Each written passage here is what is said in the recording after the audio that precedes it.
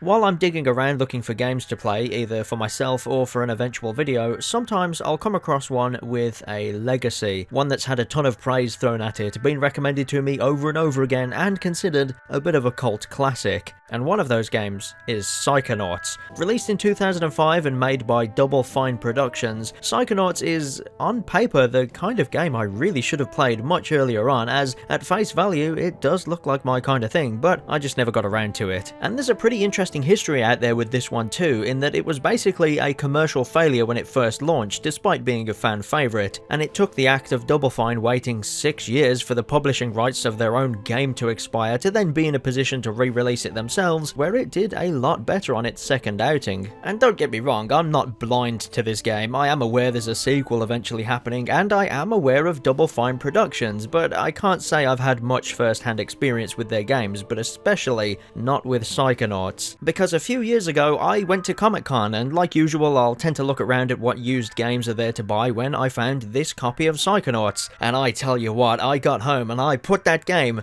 on my shelf, and then it stayed there for about...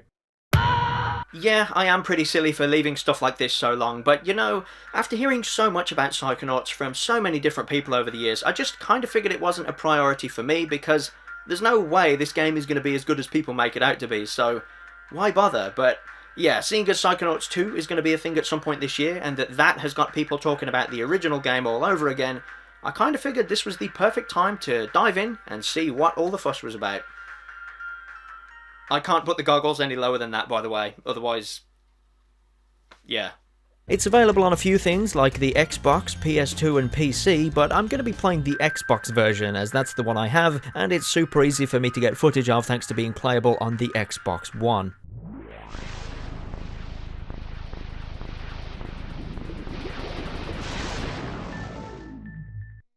And here we have Double Fine. Yeah, I'm aware of a lot of their games and have played little bits of them here and there, but have yet to properly play any of them all the way through myself. I definitely remember playing a bit of Brutal Legend at one point, maybe at a friend's house or maybe with the demo or something like that, but I'll be honest, this, Double Fine's first foray into the video game industry on their own as a studio, really is the one I would have picked out from the lineup to take home anyway. You know, being Mr. Platformer Man and everything. And it's just as well, because yeah, Psychonauts does come under that 3D platformer adventure game genre, which well, you know, I do kind of like that sort of stuff. Straight away, the visuals look really good to me, and no, I don't mean as in resolution because of the Xbox One, but I mean the art style. Everything is cartoony and colourful, and all of the characters have these really distinct designs about them. No two of them look alike, and some of them are these freaking weird, stretchy Picasso painting looking things. Take a look at this dude, he looks like a freaking broccoli.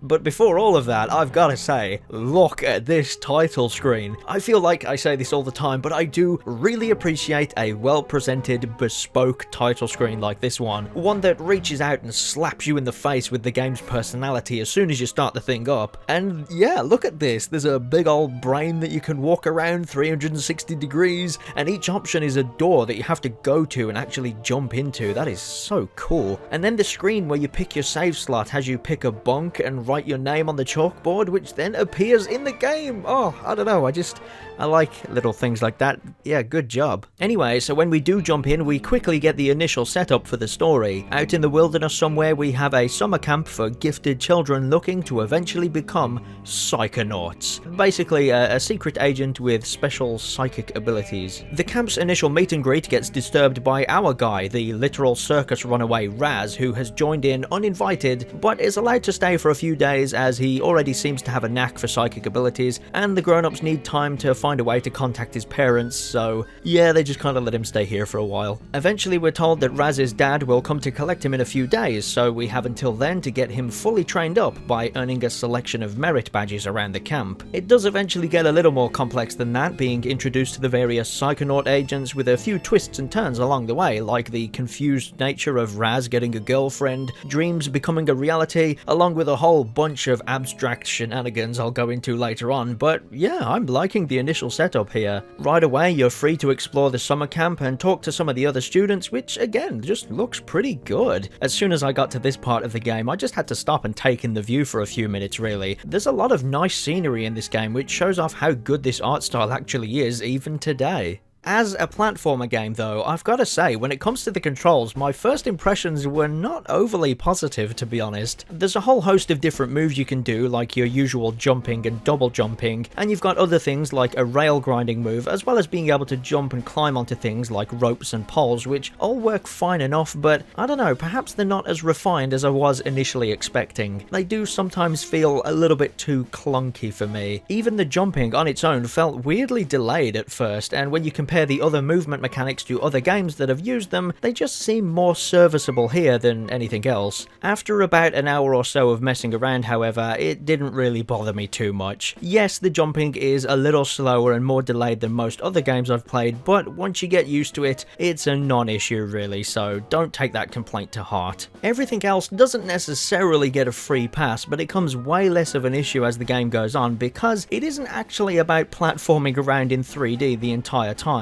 At least not in a way that really demands you to be as precise as you would be in some other games. No, the platforms and anything you really need to jump on in the environments here is going to be there to help you make your way through the levels and perhaps find any items you may need in order to progress. One of the psychic abilities you earn fairly early on gives you this floating ball of energy which can be used to bounce Raz way up into the air, and even as a balloon to glide around and use updrafts to fly back upwards. All of which can and probably will be used to bypass the moments you would normally be jumping up and onto platforms one by one in other games, but not in a way that really breaks the levels here, as exploring them is the goal most of the time, not simply getting through them. And I say that because Psychonauts is also almost like an old school point and click adventure game at times, but it never physically controls like one. You're still going to be roaming around these big open areas and, you know, platforming. But there are times where you're going to need to listen to what a character is telling you, or find a specific item, or use a specific ability in a certain situation in order to get by. Because yeah, as a cadet Psychonaut, you'll frequently learn some new psychic abilities for Raz to use throughout the game. You've got things like telekinesis, which lets you pick up items and enemies and throw them around all over the place. Pyrokinesis, which lets you set things on fire with the power of your brain. Invisibility and shield abilities, which are fairly self-explanatory. Clairvoyance, which is actually pretty neat in that it lets you see the world from another character's eyes and see how they see you. You can also use this while holding an item belonging to a character like a crow's feather to then see your movements from their perspective, which in that case is a literal bird's eye view. The Psy Blast, which is a long-range psychic beam, which is something you'll use against enemies as well as for hitting switches and other things. The Confusion Grenade, which is good for generally confusing enemies into fighting one another, as well as leaving some of the bosses open to certain attacks. And the Levitation ability, which is the one I mentioned earlier that lets you glide around and bounce up into the air, but you can also use it as a way of rolling around on the ground at a faster pace than Raz's running speed. And like I say, most of these do have a genuine use in different situations, like an old school point and click adventure game. So sometimes this is as simple as just finding and handing an item to a character that's looking for something, but it can also be for finding multiple items in order to put together a disguise, or using a combination of items and special abilities, like using pyrokinesis on a hay bale to find a weapon that's hidden within it. You can then use this to arm a board game character, which you'll then need to physically move the piece around the game board using telekinesis. All of this very nearly reminds me of the sort of free-form systems-driven abilities of something like Legend of Zelda Breath of the Wild at times, but only in situations like that one. Most other times it's going to be fairly clear what ability you'll need to use and when you need to use it, once you get used to how they all work. I am impressed how often they do all get used once you unlock them though, except maybe the Confusion Grenade, but that's mainly because you unlock it very near the end of the game, so not a lot can be done about that one unfortunately. But the main thing to take away from all of it is that it's pretty interesting seeing this sort of item management point and click style progression work fairly well in a completely different style of game. That said, it's not too surprising in context though. I mean, all you have to do is look at the front cover to see that it was Tim Schafer, creator of Grim Fandango and Day of the Tentacle, that also created Psychonauts, but it's just more surprising at how well it all works here. Even in the real world, you'll have a little bit of this by needing to go to the next lesson that takes place out on the lake, but in order to do that, you'll need to borrow a canoe, which you're not allowed to do until you've got the Oarsman merit badge, so there's a clear-cut, baby steps kind of way of getting towards everything you need to do. It never felt cumbersome or remotely like it had been forced into place though, as every item and ability has a purpose, and you can access all of them with a single button press by pressing left or right on the D-pad, and you can assign 3 psychic abilities to the various buttons on the front face of the controller for a quicker way of using them. But there's no set way of using these hotkeys, so they're pretty handy for any situation really, depending on how you lay them out. Bonus points for making some of these menus make sense within the game world too. You know, like how the inventory screen is just Raz's thought bubble thinking about what item he wants to use from his backpack, and then once you've finished using it, he'll literally put it back in there. Oh, and the hint system, I really like how this works too. So within the inventory you have this piece of bacon, which is Agent Kruller's favourite food. If Raz takes a sniff of it, Agent Kruller will communicate to him through his mind, which here is represented as him literally popping out of Raz's head to come and talk to him. I mean, again, this is just a fun visual way of having something as simple as a hint screen become more grounded within the game world. It's way more fun than having some sort of video gamey menu pop up. But it's genuinely useful too. I used this in the middle of a couple boss fights and some of the bigger, more abstract levels where I wasn't really sure where to go, and sure enough, Agent Kruller would tell you what to do. The amount of voice lines they must have recorded just for this alone is crazy to think about, but yeah, it all works as intended, and it looks really good while doing it. And it's this sort of weird and abstract stuff that the game really dives into, and I really started liking it more and more as time went by. So along with the active abilities that you have control of, like the telekinesis, the levitation, and all of that sort of stuff, there's a more passive ability that you only ever really need to use when the story makes it necessary, but it's a complete game changer. Every now and then you will actually have to jump into the mind of another character. At the start of the game, this is for a few lessons, with you jumping into the various teachers' minds in order to take those lessons and earn merit badges from them, but eventually you'll need to do this in the real world to solve the mystery of Raz's campmates disappearing and finding out what other people know of it. But this isn't just jumping into the mind of these characters and finding those things out by asking a bunch of questions. No. Tim Schafer and the Double Fine gang knew that this was way too good of an idea to waste on something as trivial as that. Each entire level basically ends up becoming a physical manifestation of whatever is going on in that character's minds, whether it's something obvious that can be observed by their behaviour in the real world, or literally seeing their inner mental demons and how they cope with them. I went into this game completely blind, thinking it was going to be just some colourful, goofy platformer with different theme levels and a bit of trippy visual trickery, but no, it's not like that at all. Except, actually, yeah, okay, it is kind of like that. You do get a lot of trippy visual trickery, quite often actually, but the game isn't just about that. There is quite a lot of stuff going on here. Here we actually have parts or even entire levels based around abstract constructs of the mind, like the emotional states of happiness, fear, paranoia, grief, loss, anxiety. All the while the game will stick to its guns and keep it about the physical exploration of these levels and the platforming you'll need to do in order for that to happen. And in order to do that, Psychonauts has its own fun way of visually contextualizing things like forgotten memories, which are covered in cobwebs, or when your brain tries to block something out, which in this case are thanks to the sensors, these little office worker guys with big no stamps that are basically there to just kick you out of the other person's mind. As for the characters though, there's a lot of games that flesh out their characters with long conversations that either happen face to face or over the radio, or with story cutscenes or ridiculously long text entries, but no, this game has their entire personalities laid out across the game worlds in loads of really cool and clever ways. Take this guy for example, Boyd, the security guard posted at the front gates to the local asylum. He's pretty twitchy and keeps mumbling about how he's being watched and how everything is connected, and most importantly, he won't open the gate for you. So you jump into his mind and it's this literal twisted set of suburban streets and houses full of these spy looking dudes trying and failing to blend in. Even the trees and fire hydrants reach out and take photos of you when you walk by, but if you look at them face on, they go back to normal. It's such a clever detail, and it shows how anxious this guy is about freaking everything.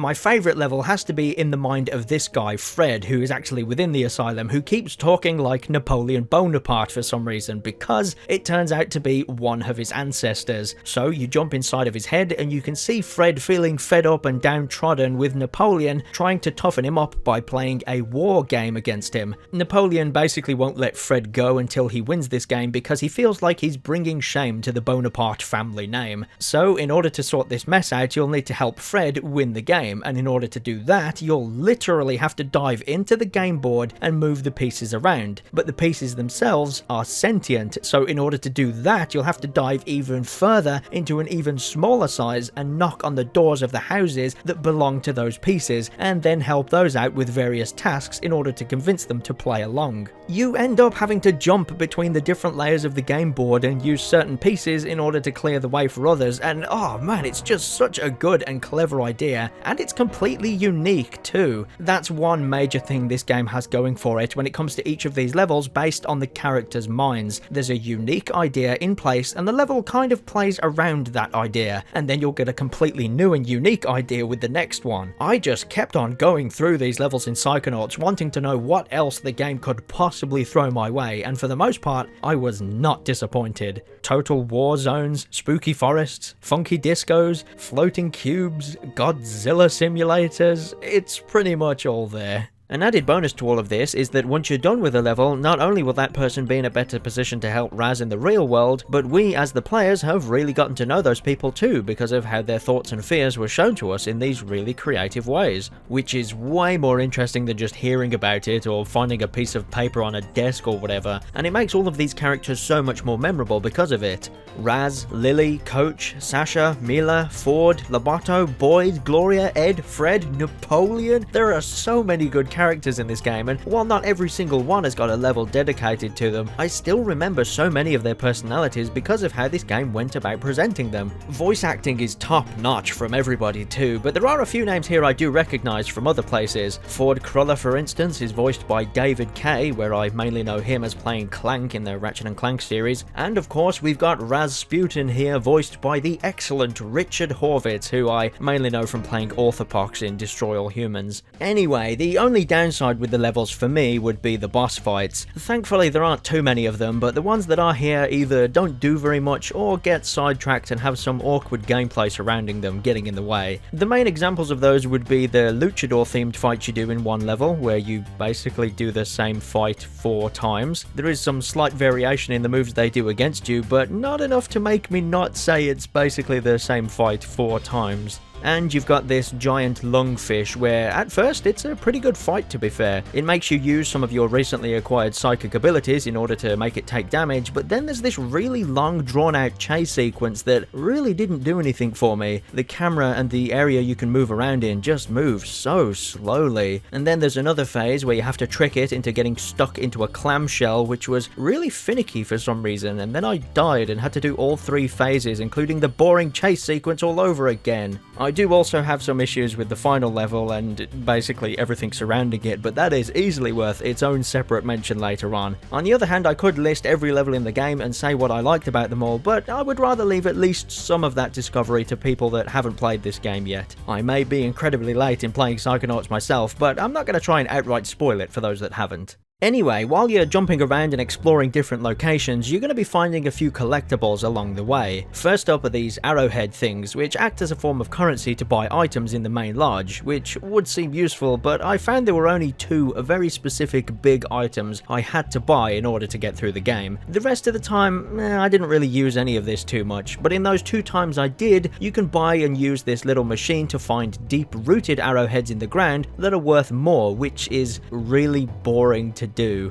You just equip the item and then wander around and wait for it to light up and make the controller vibrate, and then press a button a few times. It's really not that interesting at all, to be honest, and it felt really unnecessarily grindy. Thankfully though, like I say, I only had to do this on like 1 or 2 occasions for the certain big items that the game wanted me to buy. Most other things you can find throughout the game are a kind of one and done type collectible that serve a more specific purpose though. So you've got these challenge markers and cards to find, which are kind of like your big experience point boosters, which work towards you unlocking more powerful versions of the psychic abilities you already have. Markers on their own give you the immediate boost, but you can also make your own markers if you find 9 cards and then buy a core from the main lodge and whack it all into a machine in the Psychonauts base of operations. When inside a character's mind, however, there are a few other items like figments of imagination, which are represented by 2D drawings of various things scattered all over the place. These are basically a smaller, singular version of the challenge markers, so they'll gradually go towards your next psychic level instead of just leaping you up an entire rank in one go. You've also got these mental cobwebs, which initially can't be collected until you buy the cobweb duster from the main lodge. This is one of those things I needed to save up for by doing that boring legwork I mentioned earlier on, by the way. And you will likely have to do this too, because once you reach a certain point in the game, you will need to buy the cobweb duster in order to progress.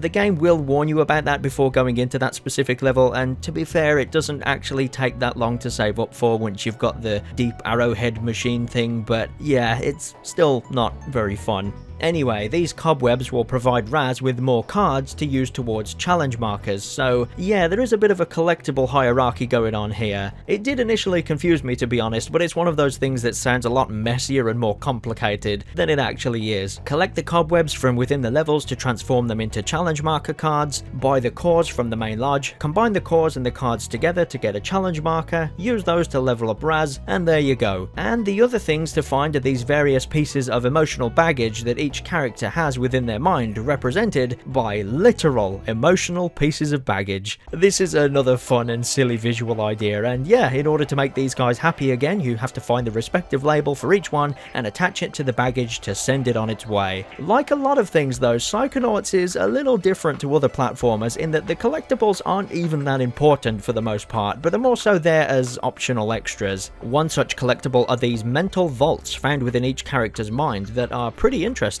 These give you a little picture slideshow showing you how they got into this mental state in the first place, as well as some memories of theirs that have happened in the past. And much like the levels themselves, these can range from happy little moments in their lives to some pretty dark ones. One of them in particular, I won't show which one, but yeah, I wasn't expecting that. All the while, the game is constantly looking pretty damn good, and again, that's not because I'm playing this on my Chunky Kong VCR player Xbox One. But I don't mean as in resolution or anything boring like that, I just mean as in artistically. In my professional opinion, this game is good.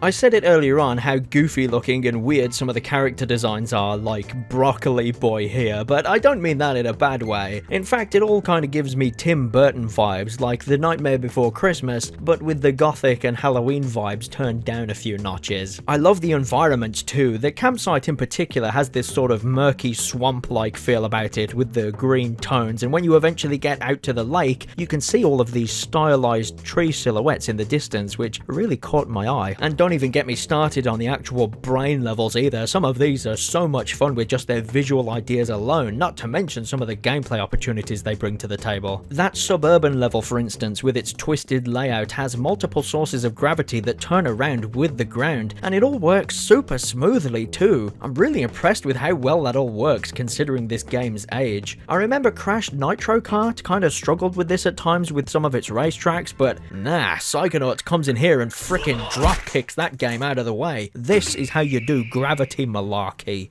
There is one level that does something completely unique though that I kinda wish the entire game did a little more often. So there's this sort of Mexican luchador bullfighting themed level, and the entire stage, including Raz himself, tone shifts into this sort of neon color scheme. Well, it's more like everything is under a black light, and I mean, look at it, this looks great. I'm always a fan of when a game like this lets you have a new outfit for each stage, but Psychonauts, being as abstract as it is, has the potential to flex that even further by having entire art styles and palette swaps, but it only ever does that for this one level. And I'm not saying that's a bad thing, by the way, because I really like how this game looks anyway, and it only happening in this one particular level does help it stand out even more, but I would be lying if I didn't at least mention how curious I am to see where else this palette swap idea could have gone.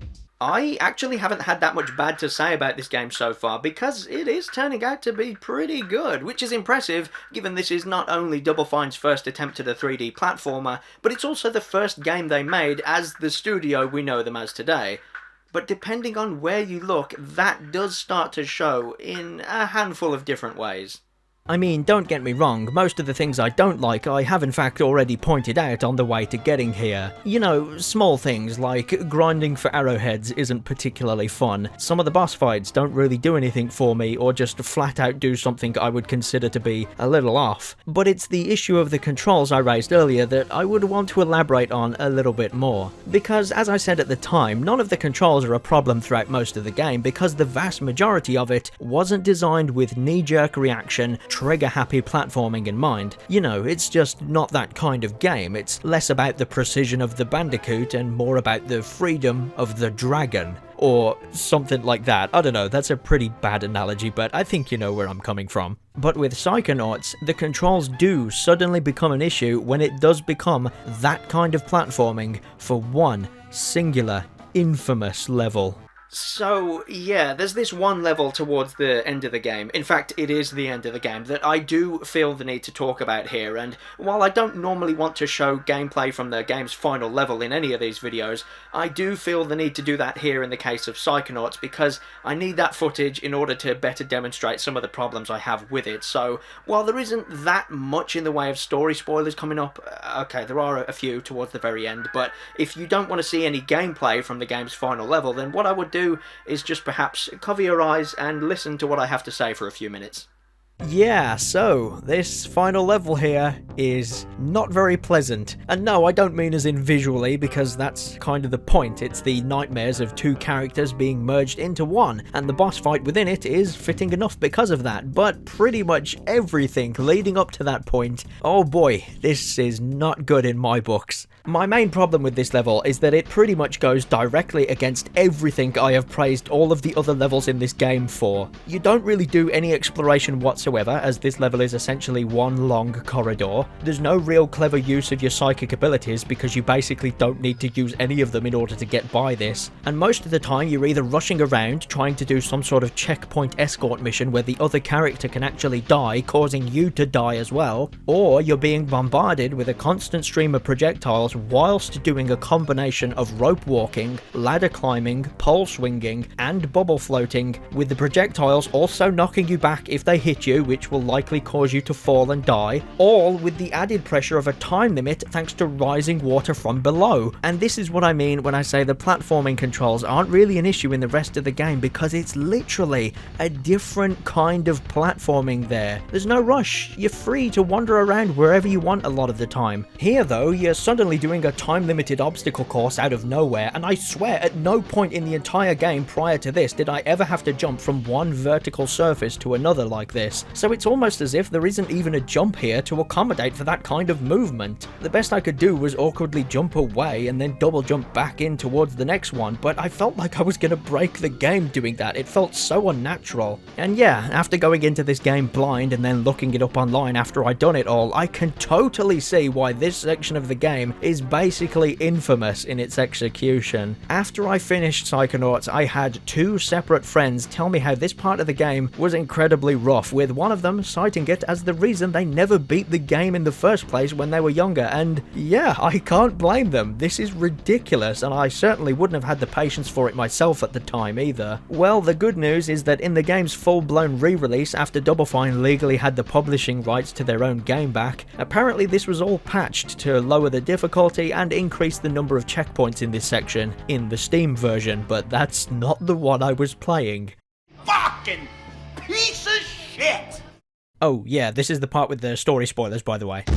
I did eventually get through all of this though, and while it was incredibly unpleasant, I don't really want to say the entire level was ruined because of it, because tonally, this has some great stuff going on here. We get a good insight into two characters, one of which is the one you've been playing as this entire time. There was one part of the boss fight section I didn't really know what to do, but waving that piece of bacon around to get Ford Cruller's attention was very helpful. And once you get to the end of it, there's a nice payoff to the reasons Raz came to the summer camp in the first place, and the Psychonauts appreciate his efforts of saving the day by enrolling him into their ranks officially, ready for that sequel that almost didn't happen. If there was one thing I could pick up on, it's that there was this one guy who was painted to be the big bad guy of Psychonauts that kind of turns out not to be, except he still kind of was. I don't know, you do this massive climb to the top of the asylum in order to find him, foil one part of his plan, and then he just kind of disappears? I feel like there was a lot more that could have been done with this guy, but he got cast aside really quickly, so I'm kind of hoping some of that gets explained elsewhere. But yeah, the entire build up to that final level was almost a little too sudden for my liking, much like the gameplay found within the final level itself, so yeah, the entire ending is a bit messy until you get to the last few minutes. But you know what? As much as I felt the need to fully explain my problems with that last part of the game, I don't think it put a dampener on the rest of the experience, because I ended up really enjoying Psychonauts, and I feel like a damn fool for leaving it so long, despite the constant recommendations I've had for it. I love the visual style of all of this, along with a great cast of characters, all with excellent voice acting, and we get to know a few of them on a personal level thanks to their own individual levels. The psychic abilities didn't feel forced or awkwardly put into place, and helped turn what would have been a simple goofy platforming game into this interesting adventure with a world that, now I actually have some context as to what it's all about, I cannot wait to explore further in that sequel that I am now totally on board for.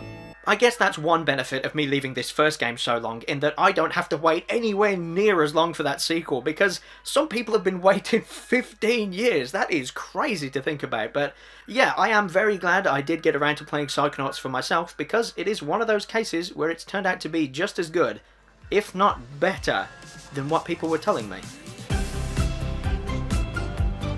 Hey, thanks for watching my video on Psychonauts. It's been pretty good timing on my part actually, because as I was wrapping up production of this video, they've now added this game to Xbox Game Pass, so if you have that, you can play this game right away. As for me, I'm not sure what video is going to come next, but I suppose I could play